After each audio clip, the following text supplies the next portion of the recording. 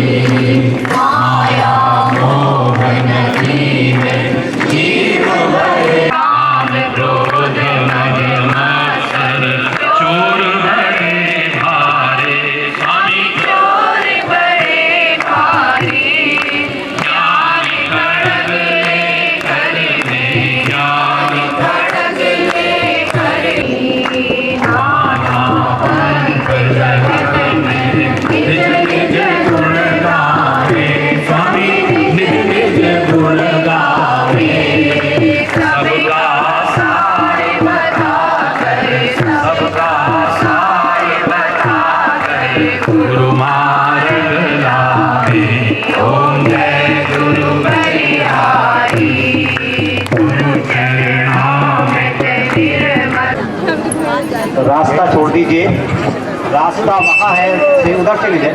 नहीं, इधर छोड़ दीजिए। हरि बोल। ठीक है। बाहर से जो आगंतुक आए हैं, भक्तगण आए हैं, ठहरने की व्यवस्था है और भोजन की व्यवस्था है, वो यहाँ रह सकते हैं। हरि बोल, हरि बोल, हरि बोल, हरि बोल, हरि बोल, हरि बोल, हरि बोल, हरि बोल, हरि बोल, हरि बोल,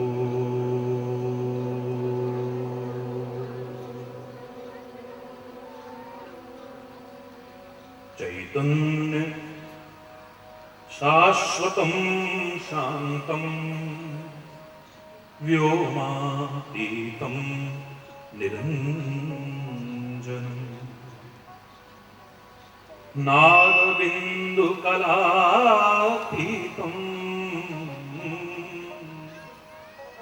तस्मै श्रीगुरुवे नमः। तस्मै श्रीगुरुवे नमः। ॐ शान्ति शान्ति शान्ति।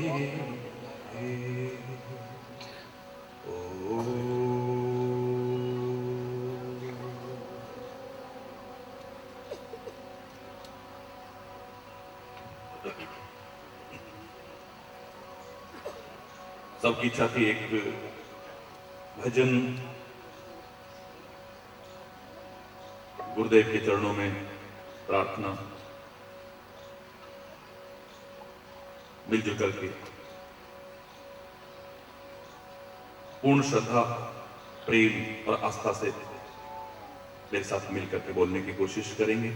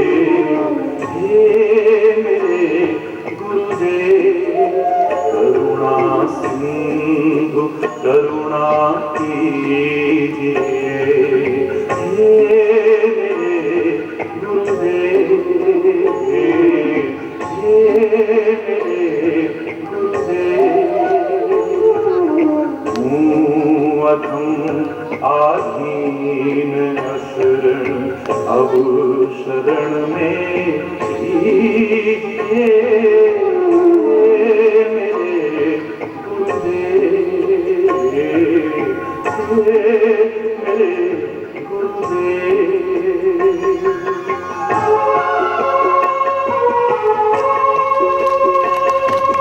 हरि बोल।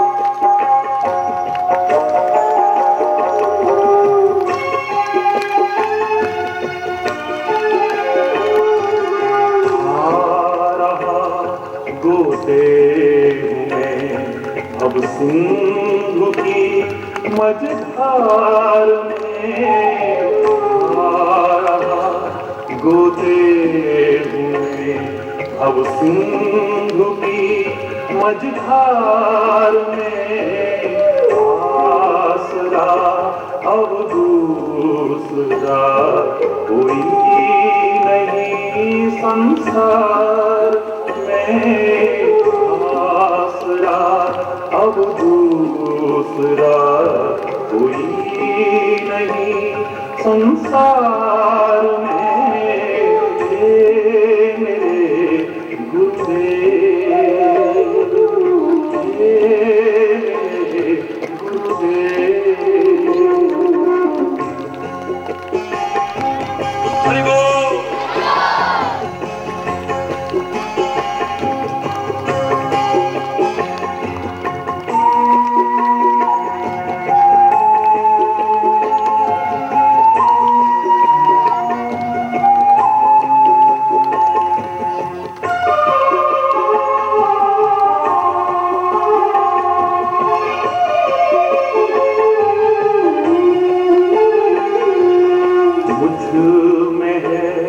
जब तक न साधन और ना कुछ ज्ञान है, मुझ में है जब तक न साधन और ना कुछ ज्ञान है, लज्जता है एक बाकी और बस अभिमान है, लज्जता है एक बाकी और बस अभिमान है।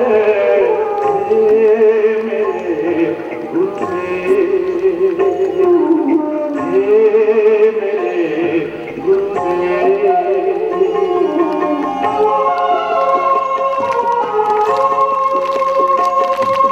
हरि बोल।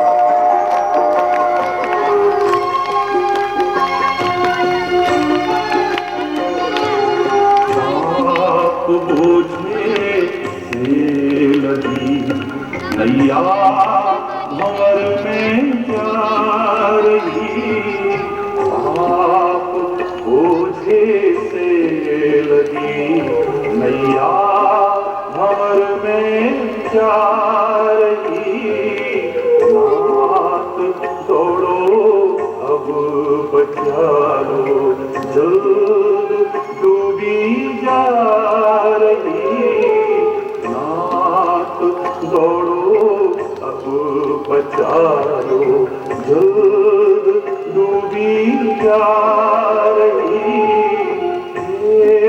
मेरे गुरुदेव, मेरे गुरुदेव।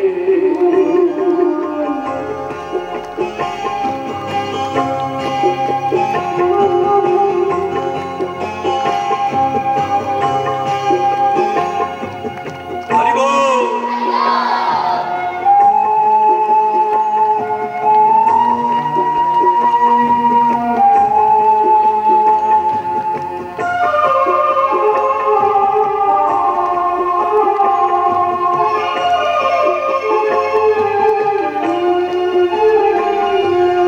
आप भी यदि छोड़ देंगे फिर कहाँ जाऊंगा मैं, आप भी यदि छोड़ देंगे फिर कहाँ जाऊंगा मैं,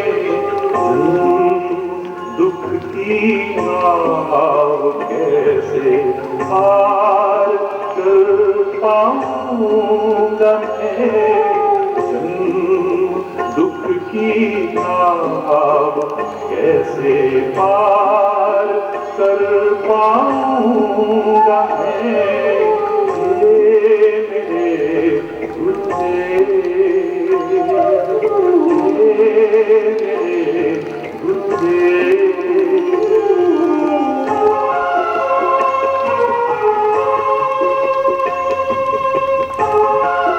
हरि बोल।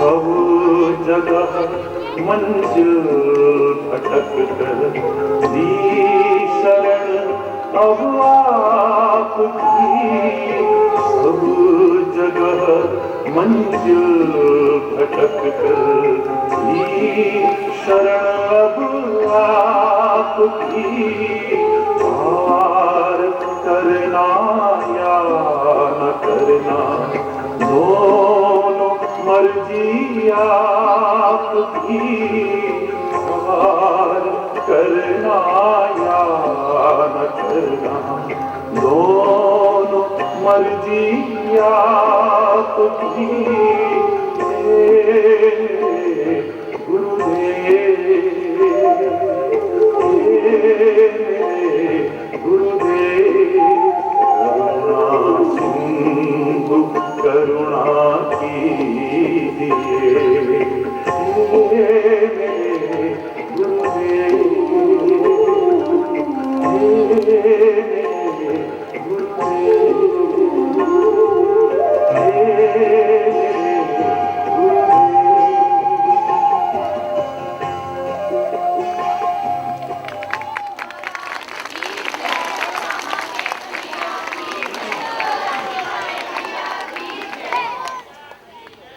हरि बोल, हरि बोल।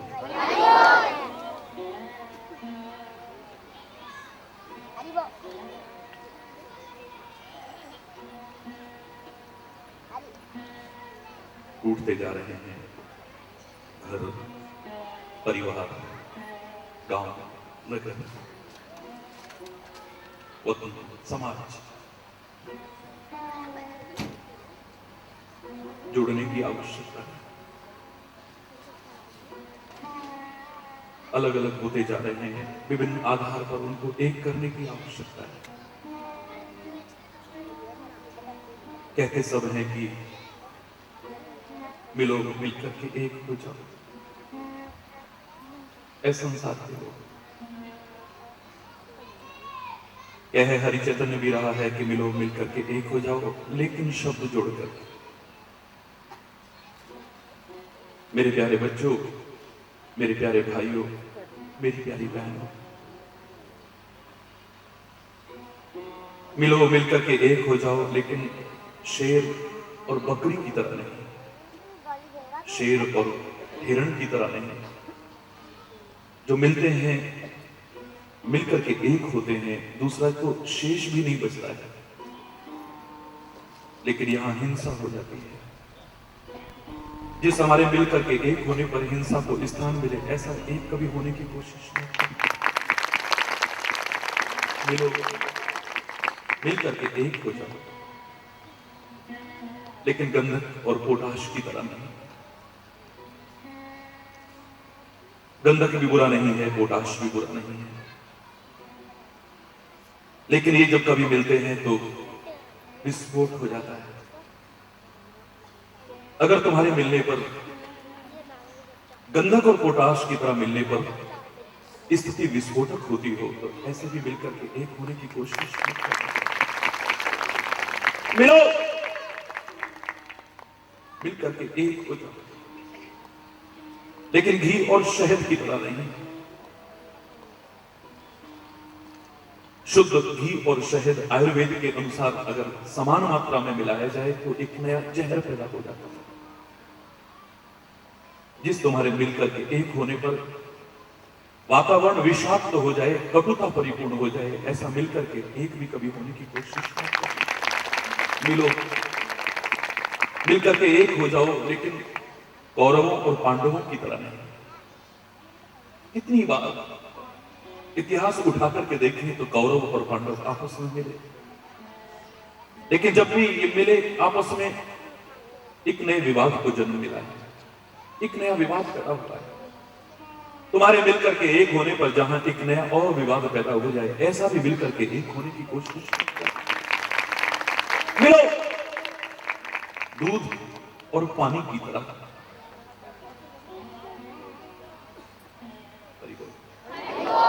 मिलो दूध और पानी की तरह, जिनका मिलाप कितना अनुपम है, कितना अद्वितीय है, कितना महान है, जिसके बारे में कल विस्तार से आपने सुना।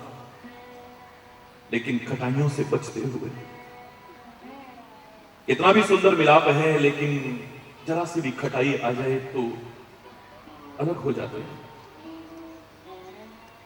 हमें तो ऐसा मिलाप चाहिए आपस का, चाहे वो हमारे परिवार का हो, चाहे हमारे गांव का हो, चाहे हमारे शहर का हो, चाहे हमारे राज्य का हो, चाहे हमारे प्यारे वतन का हो, चाहे दुनिया का हो, समाज का। एक बार यदि हम मिले तो हमारा वो मिलाप कभी खत्म न हो जाए।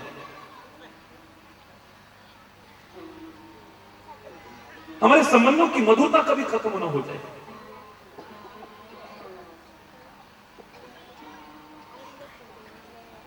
हमारे संबंधों में कोई दीवार ना आ जाए। इतना प्यार एक क्षण में ही कहीं हमसे दूर ना हो जाए।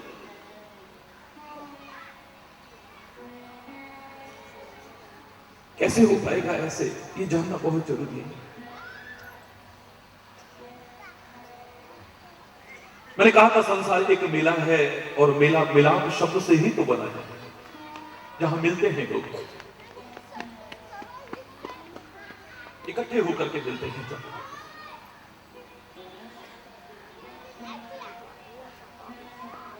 और मेले में जाकर के आनंद आता है, मजा आता है, जैसा सब लोग कहते हैं। लेकिन जिसे मेले में ठीक से चलना ना आए, जिसे मेले में ठीक से व्यवहार करना ना आए, जिसे मेले में ठीक से लेन देन करना ना आए, जिसे मेले में ठीक से बोलना ना आए, उसके लिए वो मजा और आनंद देने वाला मेला कब झमेला बन जाए पता नहीं।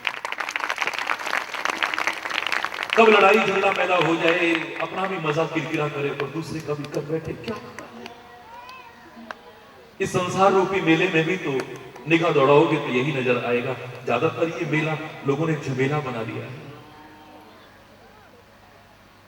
नहीं आता है ठीक से रहना इस संसार रूपी मेले में, ठीक से चलना, ठीक से कर्म करना, ठीक से व्यवहार करना, ठीक से लेन देन करना, ठीक से बोलना नहीं आता है। आ जाता तो संसार की दशा ही कुछ और होती। मैंने तो कल आपसे यहां तक कहा कि उस स्वर्ग की बात कौन करे, उस जन्नत की बात कौन करे। हमारे घर में, हमारे परिवार में, हमारे गांव में, हमारे इस प्यारे वतन में और सारी दुनिया में जन्नत बन जाता, स्वर्ग बन जाता। दूर हो जाते ये मन मुटाव, वैर विरोध, घृणा, वैमनस्यता।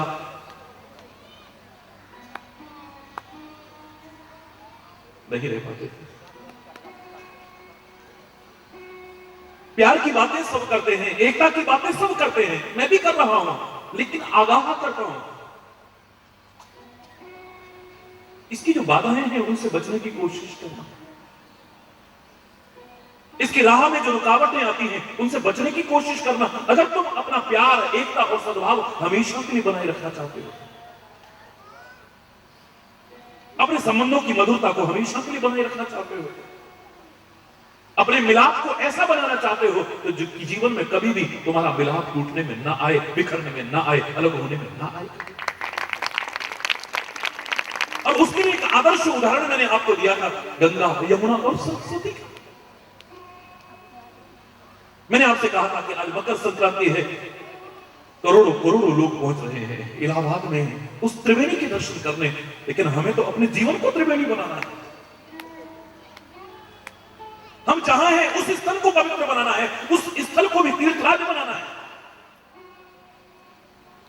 सौभाग्यशाली हैं वो जो इलाहाबाद जा रहे हैं, अमृतसर जा रहे हैं, मक्का मदीना जा रहे हैं, लेकिन दुर्भाग्यशाली तुम भी नहीं हो अगर उसकी इबादत कर रहे हो, उसे याद कर रहे हो और प्यार से रह रहे हो। तुम भी बदनसीब नहीं हो। परमात्मा करे तुम्हें भी मौका मिले, तुम भी इलाहाबाद कभी जाओ, तुम भी कभी तीर्थों पर जाओ, तुम भी मथुरा, वृंदावन, काशी में जाओ, तुम भी कभी मक्का मदीना जाओ, कभी अमृतसर जाओ। परमात्मा, वो खुदा, वो अल्लाह तुम पर रहमत करे, परमात्मा तुम पर कृपा करे, अपने उन पवित्र स्थलों पर बुलाए। लेकिन अपने आप को बदनसीब मत समझना यहां रहते हुए।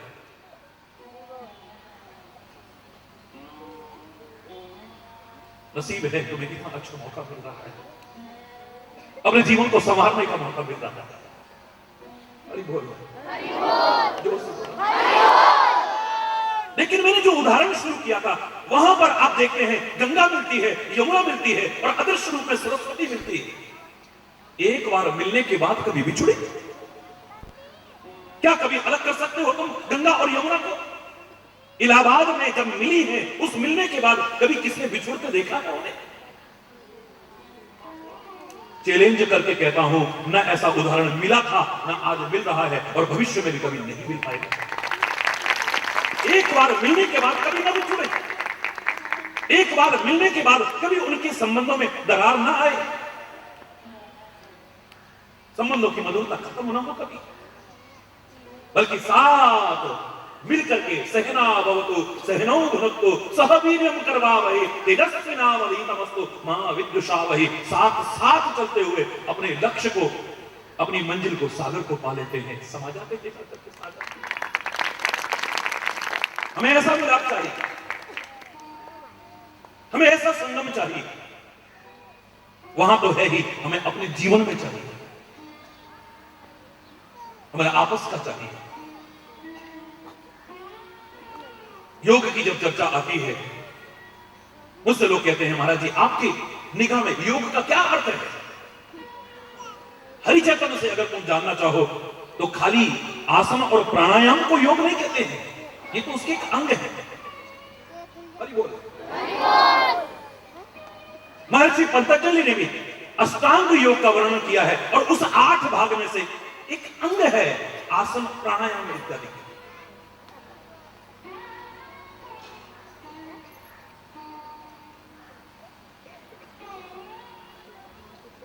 आसन का अपना महत्व है, प्राणायाम का अपना महत्व है, लेकिन एक अंग है उसके 8 में से एक।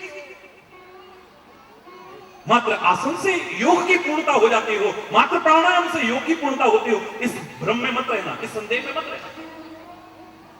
बताने वाले ने भी 8 भाग बताए हैं योग। अगर हरिचैतन्य से पूछना चाहो खुले शब्दों में,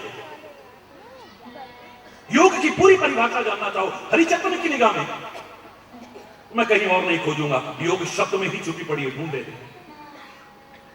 हिंदुस्तान में रहने वालों, तुम्हें और भाषाओं का भी ज्ञान हो, मेरा कोई विरोध नहीं, ईश्वर की कृपा से, अभिमान से नहीं कह रहा हूं। 14 भाषा तो धारा प्रभाव मैं भी बोल लेता हूं, मेरा कोई विरोध नहीं। लेकिन हिंदुस्तान में रहकर के हिंदी ना आती हो, यह शर्मनाक है, दुर्भाग्यपूर्ण है, चिंता का विषय है। अगर तुम्हें हिंदी आती है इस प्यारे वतन में रह करके, तो योग का अर्थ आपको पता होना चाहिए। योग माने क्या होता है? जोड़ना। योग माने जोड़ना।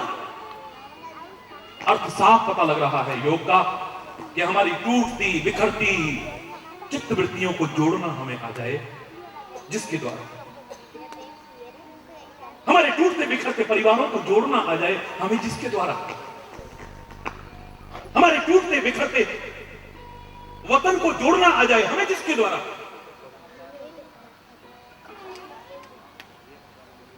टूटते बिखरते समाज को जोड़ना आ जाए, जिसके द्वारा, और यहां तक कि आत्मा को परमात्मा से जोड़ना आ जाए, जिसके द्वारा सच्चा योग उसी को कहते हैं।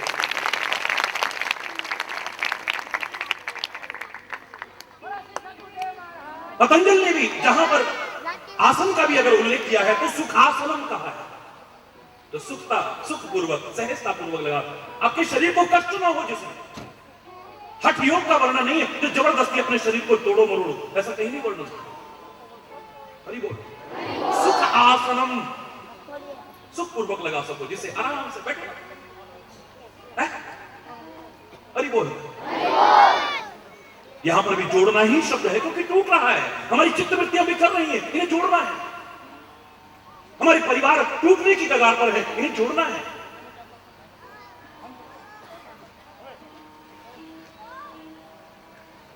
हमारा समाज टूट रहा है, बिखर रहा है, इसे जोड़ना है, इसे मिलाना है आपस में, यही सीखना है बस। भगवान कृष्ण के उस गीता के संदेश को अगर हम सरलता से समझने की कोशिश करें, सारांश में समझने की कोशिश करें, वहां भी जीवन को इस गंगा, यमुना और सरस्वती की त्रिवेणी का स्वरूप बनाने का वर्णन। 18 अध्याय की श्रीमद् भगवत गीता 3 भागों में बांटी गई। 6 भागों में कर्म योग है, 6 अध्याय में कर्म योग है, 6 अध्याय में सांख्य यानी ज्ञान योग है, 6 अध्याय में उपासना यानी भक्ति योग है। कर्म, भक्ति और ज्ञान का जो सुंदर समन्वय गीता के दर्शन में हमें मिलता है, वो हमारे जीवन का अभिन्न अंग बन जाए। मैं दावे से कह रहा हूं, इलाहाबाद की त्रिवेणी का अपना महत्व होगा, लेकिन हम अपने जीवन के महत्व को आंक नहीं सकेंगे, ऐसा महत्व। हम चाहे जो कर्म न करें, चाहे जैसा कर्म न करें, चाहे जिस तरह से कर्म न करें, मन माना मन चाहा कर्म न करें, हमें ज्ञान हो, हमें विचार हो, हमें विवेक हो, ये कर्म करने लायक है या नहीं। मैं जो कर्म कर रहा हूं इससे मेरे जीवन का उत्थान होगा या पतन होगा। मैं जो कर रहा हूं इसमें मेरी हानि है या लाभ है, हित है या अनहित है, मेरे जीवन को उठाएगा या मेरे जीवन को गिराएगा। ये ज्ञान भी होना जरूरी है। और इसके साथ साथ उस परम सत्ता जो मैंने कल कहा था आपसे, वो एक ही है। अलग अलग लगता है तुम्हें, उसके नाम अलग हो सकते हैं, उपासना पद्धतियां अलग हो सकती हैं, उसको जानने के, उस तक पहुंचने के, उसको पाने के रास्ते अलग अलग हो सकते हैं, लेकिन वो एक ही है, कोई अलग अलग नहीं है। बस उसका स्मरण भी हो तो जीवन का नक्शा ही कुछ और हो। फिर जीवन का नक्शा ही कुछ और हो। भगवान कृष्ण के इस दिव्य संदेश को मैंने सरल शब्दों में उन्हीं की कृपा से आपके सामने रखने की कई बार कोशिश की। जब जब किसी ने कहा कि कर्म ही पूजा है, मैंने इतना ही कहा था कि कर्म भी पूजा बन सकता है। हर एक को कहने का अधिकार नहीं है कि कर्म ही पूजा है, हर एक को कहने का अधिकार नहीं। बड़ा अटपटा सा लगा था शुरू में सुन करके, लेकिन अब लोग खुद कहते हैं वास्तव में हर एक को अधिकार नहीं है कहने का कि कर्म ही पूजा है। क्यों?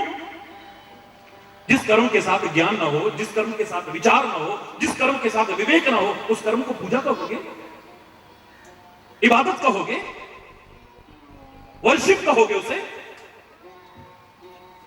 पूजा करके, इबादत करके पश्चाताप होता है या आनंद आता है? बोलो।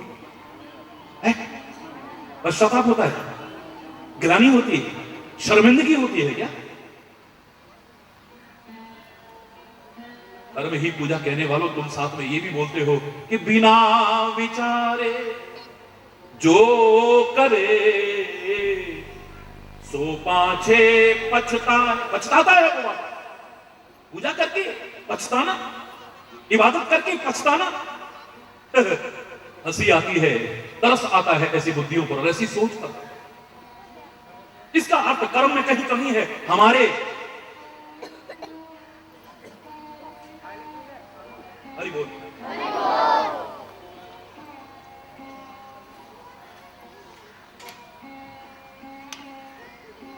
कर्म के साथ विचार और विवेक होना चाहिए, ज्ञान होना चाहिए, और साथ ही साथ उस परम सत्ता के प्रति झुकाव होना चाहिए, आस्था होनी चाहिए, विश्वास होना चाहिए, श्रद्धा होनी चाहिए। फिर जीवन जो तुम्हारा संवरेगा और निखरेगा, तुम्हारी कल्पना से परे होगा। अगर सीधे सीधे मैं कह दूं कि कर्म ही पूजा है, तो एक डॉक्टर जो भगवान का रूप माना जाता है, लेकिन आज चंद स्वार्थों के कारण, जरा से लालच के कारण ऑपरेशन के माने किडनियां भी निकाल ले, उसके कर्म को पूजा कहोगे तुम? बोलो ना। कर्म तो कर रहा है तुम्हारी निगाह में, इस कर्म को पूजा कहोगे? अनावश्यक तरह तरह के टेस्ट कराने के लिए चंद स्वार्थों के कारण तुम्हें मजबूर कर देता है, जो आवश्यक नहीं थे।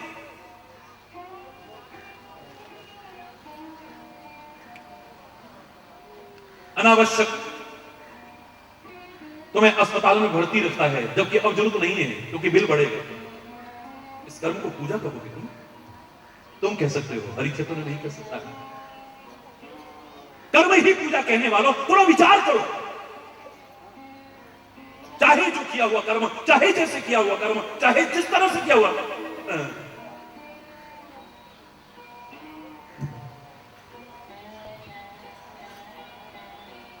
दुकानदार की दुकानदारी कर्म है या नहीं? बोलो। कर्म ही पूजा है, और वो दुकान पर कम तोल रहा है, रेट बढ़ाकर के बोल रहा है, असली की जगह नकली चीज तुम्हें दे रहा है, इसे पूजा कहोगे? खाने पीने की चीजों में मिलावट कर रहा है, लोगों को बीमारी की और मौत के मुंह में धकेल रहा है, इसे तुम पूजा कहोगे? तुम कह सकते हो, हरिचंद्र नहीं कह सकता है।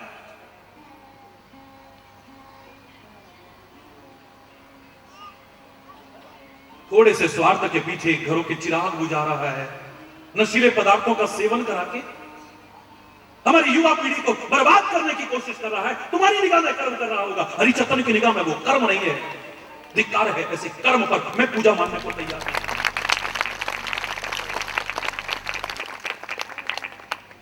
वो इबादत ही क्या जो खुद को न समझे और खुदा के बंदों से प्यार न करे।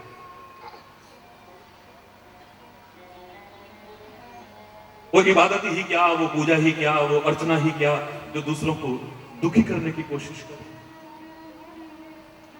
दूसरों को नुकसान पहुंचाने की कोशिश करे, दूसरों को धोखा देने की कोशिश करे, मैं इसे पूजा नहीं मानता। अगर कर्म के साथ में विचार जुड़ जाए, ये कर्म करना चाहिए कि नहीं करना चाहिए, ये उचित है या अनुचित है, हितकारी है या अनहितकारी है, जीवन का उत्थान करने वाला है या पतन करने वाला है, और साथ में उसका सुमिरन जुड़ जाए, उसका ध्यान जुड़ जाए, उसकी पूजा जुड़ जाए, तुम जो कर्म कर रहे हो तुम्हारा कर्म पूजा कहलाने लायक हो सकता है। गोपियां कब अलग से आरती करती थी, गोपियां कब अलग से शंख घंटी बजाती थी, गोपियां कब अलग से हवन यज्ञ करती थी, लेकिन हमारी भारतीय संस्कृति में उनसे बड़ी पूजा किसी की मानी थी, उनसे बड़ी अर्चना, उनसे बड़ी वंदना, उनसे बड़ी इबादत किसी की मानी ही नहीं।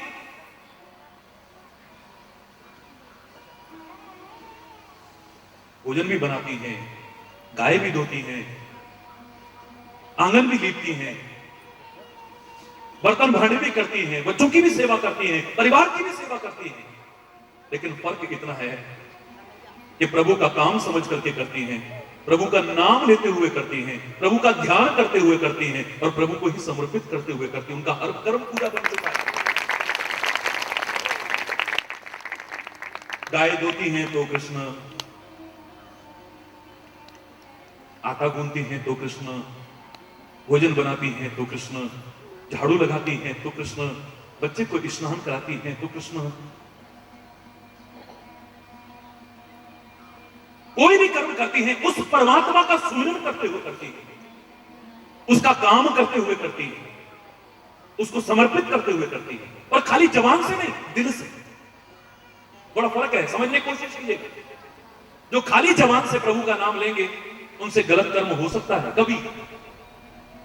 मुंह में राम बगल में छुरी, आपने ही कहावत बनाई है, पहले भी थी, आज भी है, और ये आगे भी बनी रहेगी, हटेगी नहीं। लेकिन दिल में राम बगल में छुरी ना पहले बनी थी ना आज बन रही है, और चैलेंज करके कह रहा हूं आगे कोई इस कहावत को बना भी नहीं पाएगा, क्योंकि हृदय से जो परमात्मा का स्मरण करेगा गलत कर्म होने की संभावना ही नहीं। हृदय से जो परमात्मा का, मैं नहीं कह रहा कि मुख से लेना बंद करना, आप मुख से लो, मिलो, बैठो, उसका यश गायन करो, उसकी कीर्ति गायन करो, उसकी चर्चा करो, अपने अपने ढंग से ही सही, जो जिसे मानता है उस तरीके से सही, जैसे मानता है उस तरीके से ही, कोई विवाद न रखते हुए, एक दूसरे की आलोचना में ही पढ़ करके नहीं, अपने अपने तरीके से। सब रास्ते अलग अलग हो सकते हैं, मंजिल सबकी एक ही है, अलग नहीं है। हरि बोल। तभी तो मुझे कोई भेद नजर नहीं आया था, तो आपसे कल खुले शब्दों में कह दिया था, बचपन से कहता रहा हूं और आगे भी यही कहूंगा, मुझे कोई अंतर, एक ही परमात्मा के पवित्र उपासना स्थल है। हम अपने उपासना स्थलों का सम्मान करें लेकिन दूसरे का निरादर करते हैं तो हम अभी धर्म को समझे ही नहीं। धर्म एक है, लेकिन अगर तुम समझे हो, अलग अलग समझे हो, कोई बात नहीं। अपने धर्म का आदर करना लेकिन दूसरे का निरादर करते हो, तुम अभी धर्म को समझे ही नहीं हो, उसके साथ को समझे ही नहीं।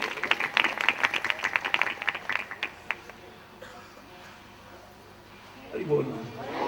तभी खुले शब्दों में कल मैंने आपसे कहा था, हरि चैतन्य से अगर पूछे इनमें कोई भेद, मैं यही कहूंगा और कहता रहा हूं, उधर मंदिर, उधर मस्जिद, उधर गुरुद्वारा, उधर गिरजा, उधर गिरजा, उधर गिरजा, तेरा मन आए वहां गिर जा, लेकिन ऐ मानव चरित्र से मत गिर, प्रेम एकता सद्भाव से मत गिर, राष्ट्रीयता से मत गिर, मानवता से मत गिर। अगर तू गिरना ही चाहता है तो प्रभु के चरणों में गिर जा, इस देश की संस्कृति के चरणों में गिर जा, महापुरुषों के चरणों में गिर जा, और अगर न मिले तो तेरे घर में जो तेरे बड़े बुजुर्ग हैं उनके चरणों में भी गिर जा। या गिरेगा भी तो तेरा जीवन संवर जाएगा, उठ जाएगा तेरा जीवन।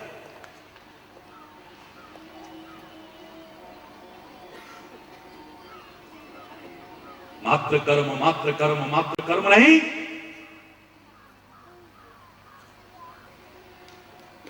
खुले शब्दों में आवाहन कर रहा हूं, झकझोर रहा हूं आपको, गहराई से विचार कर लेना। तुम्हारा हर कर्म पूजा बन सकता है, लेकिन अगर बिना विचारे करते हो, प्रभु के स्मरण के बिना करते हो, तुम्हारा हर कर्म पूजा होगा, संदेह है। सरल शब्दों में कह दूं कि मेरे चेहरे पर 3 प्रमुख अंग हैं।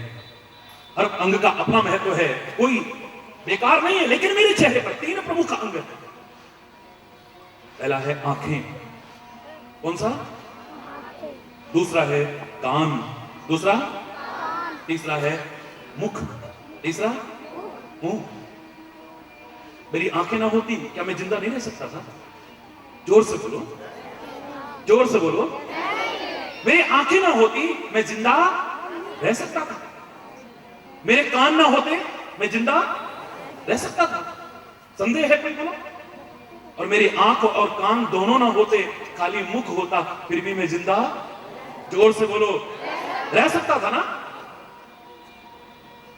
अब कोई कहे कि बस मुख ही सब कुछ है, मुख ही सब कुछ, मूर्ख होगा वो, अज्ञानी होगा वो, अल्पज्ञ होगा वो, खुले शब्दों में कह रहा हूं।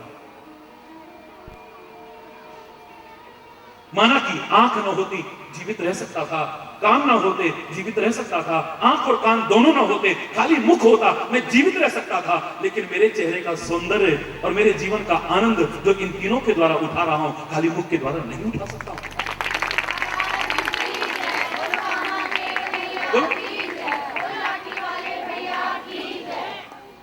मात्र मुख के द्वारा नहीं उठा पाऊंगा मैं। मुख को प्रधान कह सकता हूं, लेकिन सब कुछ नहीं कह सकता हूं। ठीक ऐसे ही मुझे ज्ञान ना हो, बिल्कुल अज्ञानी हो, तो भी जीवित रह सकता हूं मैं। मेरे अंदर कोई विवेक नहीं है, विचार शून्य हूं मैं जिंदा रह सकता हूं। मैं नहीं मानता भगवान को, अल्लाह, वाहिगुरु, खुदा, जो भी नाम है, मैं नहीं मानता, तो भी जिंदा रह सकता हूं? नहीं रह सकता। खाली अपना कर्म चाहे जो जैसे चाहे जैसे करते हुए जीवित तो रह सकता हूं, लेकिन जीवन का सौंदर्य और जीवन का आनंद कर्म, भक्ति और ज्ञान के समन्वय से, इस आंख, कान और मुख के तीनों के समन्वय की तरह जो उठा पाऊंगा, खाली कर्म के द्वारा नहीं उठा पाऊंगा। बोलना, जोर से बोलना। बस ये त्रिवेणी बहानी है अपने जीवन में। प्रयागराज में बह रही त्रिवेणी का अपना महत्व है, मैं नकार नहीं रहा हूं, लेकिन मजा तब है जब मेरे जीवन में ये त्रिवेणी प्रवाहित होगी। और इस जीवन में कर्म, भक्ति और ज्ञान की सुंदर त्रिवेणी प्रवाहित करने के लिए ही ये भक्ति, ज्ञान और कर्म की सत्संग रूपी त्रिवेणी आपके सामने उपस्थित है। राम भगति जहां सुरसरी धारा, राम भक्ति रूपी गंगा जहां बहेगी, सरसई ब्रह्म विचार प्रचारा, ब्रह्म का विचार और प्रचार रूपी सरस्वती जहां बह रही है, और विधि निषेध में कलिमल हरनी, कर्म कथा अभिनंदन वर्णी। ये कर्म करना चाहिए, ये नहीं करना चाहिए, ऐसा करना चाहिए, ऐसा नहीं करना चाहिए, ये जो तुम्हें सिखाया जाए सत्संग में, ये यमुना जी, कर्म रूपी यमुना जी बह रही है। सत्संग रूपी त्रिवेणी में मजा तब है नहाने का, वहां पर तो डुबकी लगा करके तन ही पवित्र होता, यहां तन भी पवित्र होगा, मन भी पवित्र होगा, और खाली इतने तक नहीं, स्वयं हमारा जीवन ही त्रिवेणी में बच जाएगा। ये त्रिवेणी हमारे जीवन में बहेगा। इलाहाबाद के नाम के साथ ही त्रिवेणी नहीं जुड़ेगी, मेरे नाम के साथ जुड़ेगी। लंका में रह रही त्रिजटा के नाम के साथ जुड़ सकती है, हमारे जीवन में क्यों नहीं जुड़ सकती है? क्यों?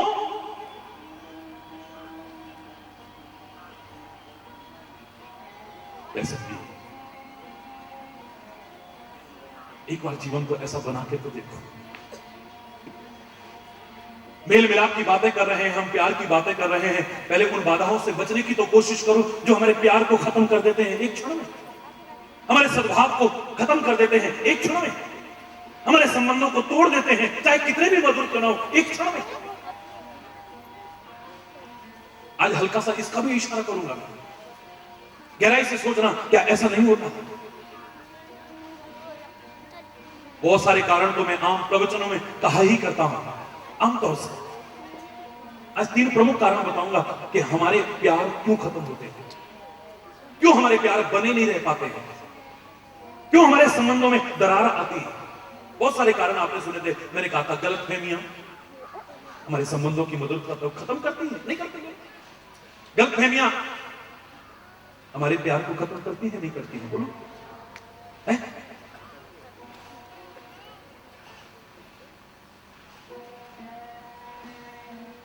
आज मैं बहुत सारे कारण ये बताए थे गलतफहमी के साथ साथ, लेकिन आज 3 प्रमुख कारण बताता हूं।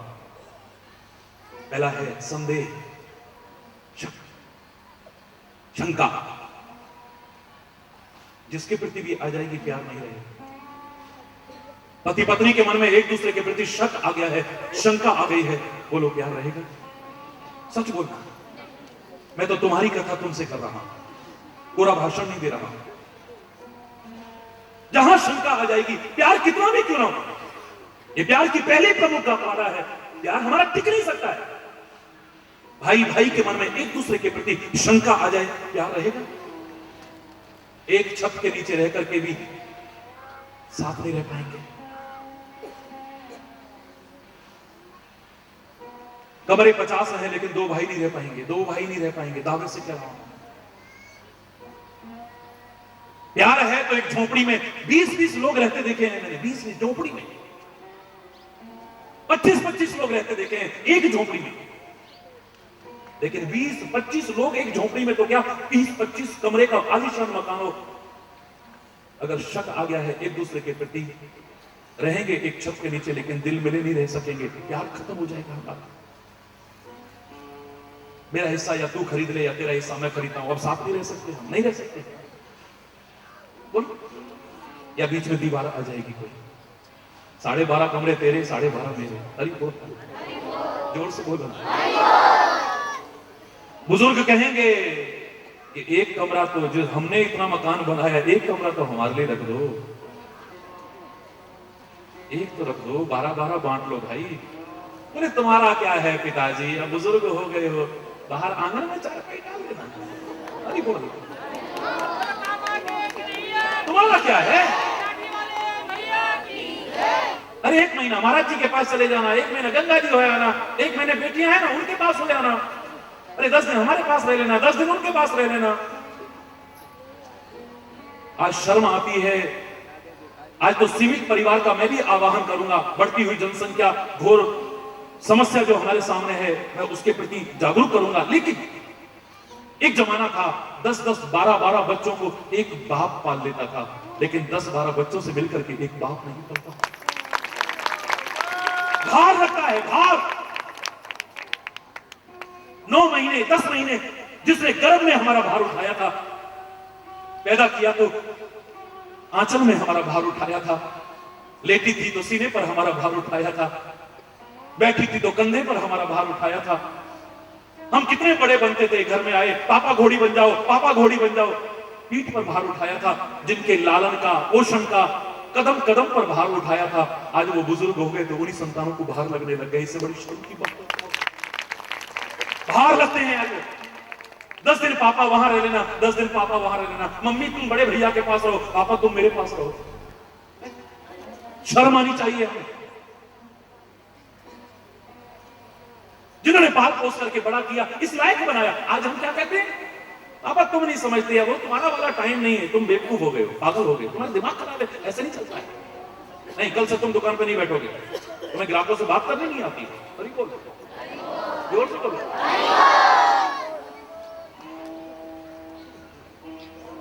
लौटो अपने देश की संस्कृति की ओर।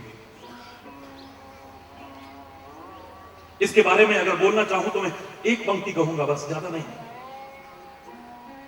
चर्चा आ गई है तो फिर अपने प्रसंग पर आएंगे, लेकिन जब चर्चा ही आ गई है तो मैं एक पंक्ति कहूंगा इसके बारे में। अगर थोड़ी भी समझ होगी तो इसे समझने की कोशिश करना। जो तुम्हें अपने लिए अच्छा ना लगे, कभी दूसरों के साथ मत करना। भगवान करे तुम्हारी लंबी उम्र हो, तुम बुजुर्ग हो, तब तुम्हारी औलाद अगर तुम्हारा तिरस्कार करेगी, अपमान करेगी, निरादर करेगी, तुम्हें कैसा लगेगा? बोलो ना, बोलो ना, जोर से बोलो। बुरा लगेगा। तो तुम्हारे माँ बाप को, तुम्हारे बड़े बुजुर्गों को भी अच्छा नहीं लगता। मत करो उनके साथ। तुम्हारे साथ कोई क्रोध में बात करता है, तुम्हें अच्छा नहीं लगता है, तो तुम दूसरों के साथ क्यों करते हो? तुम्हें शांति अच्छी लगती है तो दूसरों को भी अच्छी लगती है भाई। आत्मनः प्रतिकूलानि, आत्मा को प्रतिकूल लगने वाला व्यवहार दूसरों से मत करो। शायद इसी हमारे वेदों के सिद्धांत को विभिन्न मतों ने समय समय पर स्वीकार किया है। महापुरुषों ने यहां तक कहने में संकोच नहीं किया, जियो और जीने दो। तुम जीना चाहते हो तो दूसरे भी जीना चाहते हैं। तुम शांति चाहते हो, दूसरा भी शांति चाहता है। तुम भला चाहते हो अपना, दूसरा भी भला चाहता है। तुम अपना भला चाहना, लेकिन किसी का बुरा करके जो भला होता है ऐसा मत चाहना। तुम अपना फायदा सोचो, अपना नफा सोचो, लेकिन दूसरे का नुकसान करके जो होता हो मत करना ऐसा। तुम अपनी लंबी जिंदगी चाहो, मेरा कोई विरोध नहीं है। परमात्मा तुम्हें बहुत लंबा जीवन दे, लेकिन दूसरों की लाशों पर रख करके अगर जीवन मिलता हो, धिक्कार है ऐसे जीवन पर। इसे तुम मर जाना नहीं कहता।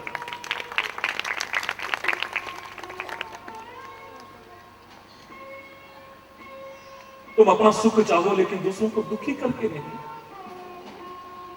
अगर दूसरों को सुख पहुंचाने के लिए कष्ट ना उठा सको तो कम से कम अपने सुख के लिए दूसरों को मुसीबत में मत डालो, जो हम करते जा रहे हैं आज।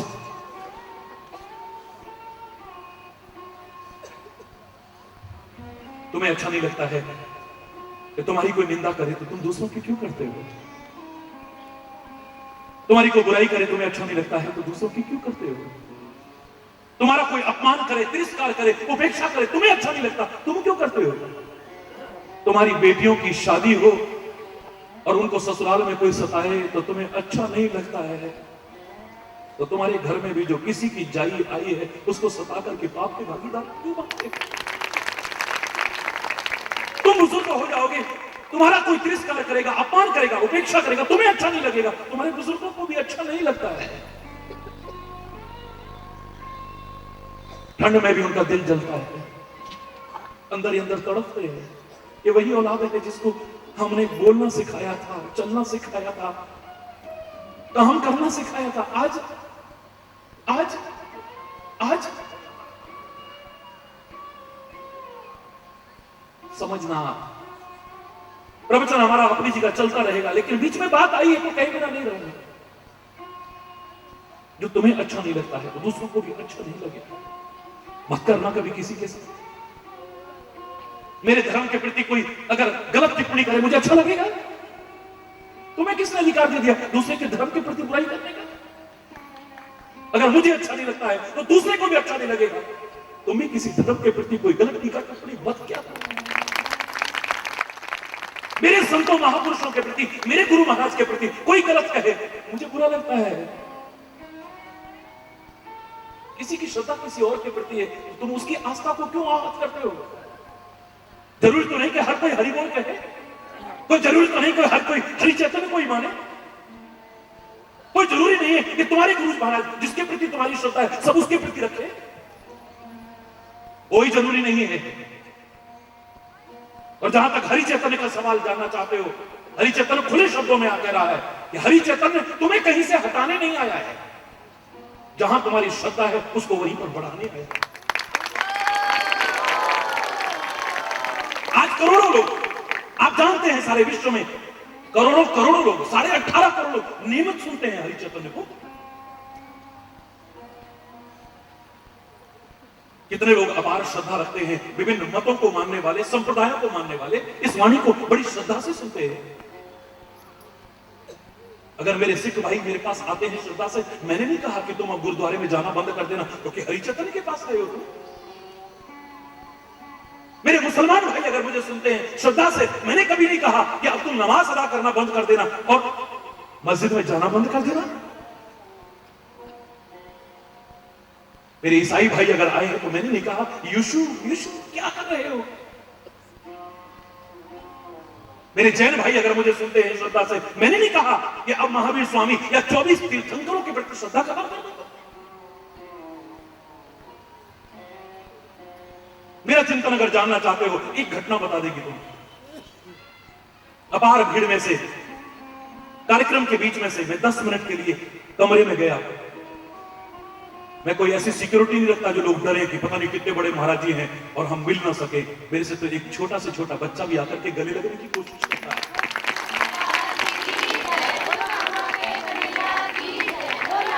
एक व्यक्ति लोगों ने मना भी किया, देखो 10 मिनट के लिए महाराज जी गए अंदर, अभी आ जाते हैं। तुम रुको भाई, सारा दिन महाराज जी बीच में रहते हैं, 10 मिनट के लिए गए हैं। लेकिन वो सबको धक्का मारता हुआ अंदर पड़ा, हांफता हुआ, महाराज जी इनका क्या हुआ? पैरों में गिर करके, महाराज जी मैं आपको थैंक यू बोलने आया था। क्यों भाई, धन्यवाद कहना है तो उस परमात्मा को कहो, मुझसे क्या कह रहे हो? मैं तो खुद रात दिन उसको धन्यवाद कहता हूं कि तूने मुझे इस जहान में भेजा है, तूने मुझे बनाया है। हरिचेतन ने कोई चमत्कार दिखाने नहीं आया है। लोग लाखों चमत्कारों की चर्चा करेंगे, हरिचेतन तो उसकी कृपा का खुद एक चमत्कार है। मैं खुद उसके गुण गाने आया हूं, अपने गुण गाने नहीं आया हूं। नहीं महाराज जी, 13 साल हो गए किसी गुरु की शरण में हमको, लेकिन जो हम चाहते थे हमें नहीं मिला। अरे भला हो उस आदमी का, उसने आपका रास्ता दिखा दिया हमको। अभी 3 महीने भी नहीं हुए, वहां 13 साल में जो नहीं मिला था, यहां 3 महीने में हमको मिल गया है। मेरी आंख, मैंने उसे उठाया, गले से लगाया, मैंने कहा बेटा, काश ये कहने की बजाय तूने ये कहा होता कि 13 साल जो मैंने अपने गुरु की सेवा की है उसका परिणाम आप मुझे मिले हो, और उनकी कृपा से आप मिले, और आपकी कृपा से, प्रभु कृपा से मेरा काम बन गया, तो मुझे ज्यादा खुशी होती। मैं उनके प्रति श्रद्धा हटाने नहीं, अगर ढोंग के प्रति है, पाखंड के प्रति है, अंधविश्वास के प्रति है, तो हरिचेतन तुम्हें हटाता था, हटा रहा है, और पूरे शब्दों लेकर आए, आगे भी बिना परवाह किए हटाता रहूंगा। लेकिन अच्छी जगह जुड़े हो, हरिचेतन तुम्हारी श्रद्धा बढ़ाने आया है, तुम हटा